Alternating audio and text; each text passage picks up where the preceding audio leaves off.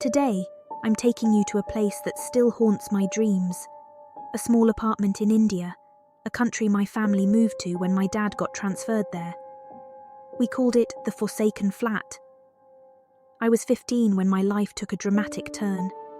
We left our cosy home in England for a new start in India. The apartment we moved into seemed ordinary at first. It was located in an older part of the city, with the kind of colonial architecture that spoke of a long history. Our flat was on the top floor, offering a stunning view of the bustling streets below. But from the moment we moved in, something felt off. The first night, as I was unpacking in my room, I heard a faint melody, like an old lullaby, coming from somewhere in the apartment. I chalked it up to my imagination, exhausted from the long journey. But the lullaby continued, each night at the same time, always drifting through the air just as I was about to fall asleep. Then there was the cold. Despite the tropical heat outside, our apartment was always unnervingly cold. No matter how high we turned up the air conditioning, it never felt quite right.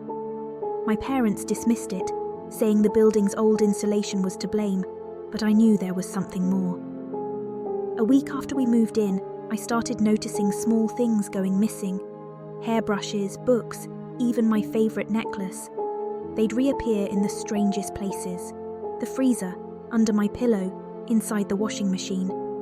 It was like the apartment had a mischievous mind of its own. The most disturbing incident happened about 2 weeks in. I was alone in the flat, my parents having gone to meet some colleagues. I was in the living room, engrossed in a book, when I felt a prickling sensation on the back of my neck. Slowly, I turned around and saw nothing. Just the empty hallway leading to the bedrooms. Shaking off the feeling, I returned to my book, only to feel a sudden sharp tug on my hair. I jumped up, heart racing, and spun around. The hallway was still empty, but this time the melody was back, louder and clearer. It was a haunting tune, the kind you'd imagine a music box playing in an old horror movie. It seemed to be coming from my parents' bedroom. Trembling, I walked towards the sound. The door was ajar, and as I pushed it open, the music abruptly stopped. The room was icy cold, colder than any other part of the apartment. I stepped inside, and there, on the dresser, was a small, antique-looking music box I had never seen before. It was intricately designed with faded floral patterns and a little ballerina inside. When I opened it, the same haunting lullaby played.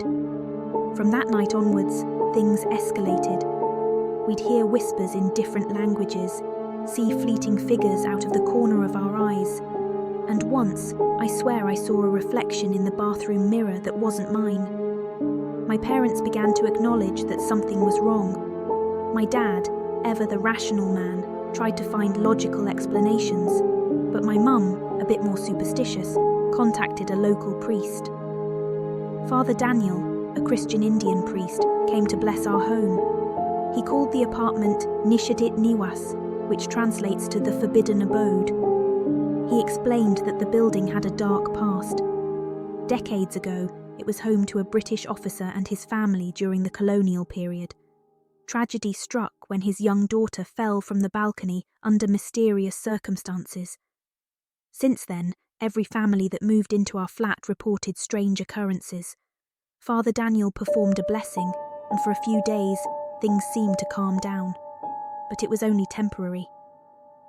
On the 15th day, we woke up to find the walls of our living room scratched with deep, jagged lines, as if something had clawed at them in a fit of rage.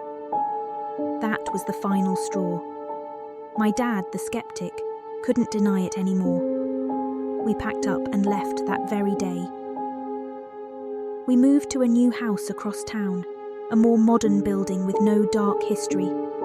Life returned to normal, but the forsaken flat left a mark on us all. To this day, I can't hear a lullaby without feeling a shiver down my spine. And sometimes, in the dead of night, I think I hear that haunting melody, just a faint whisper on the wind.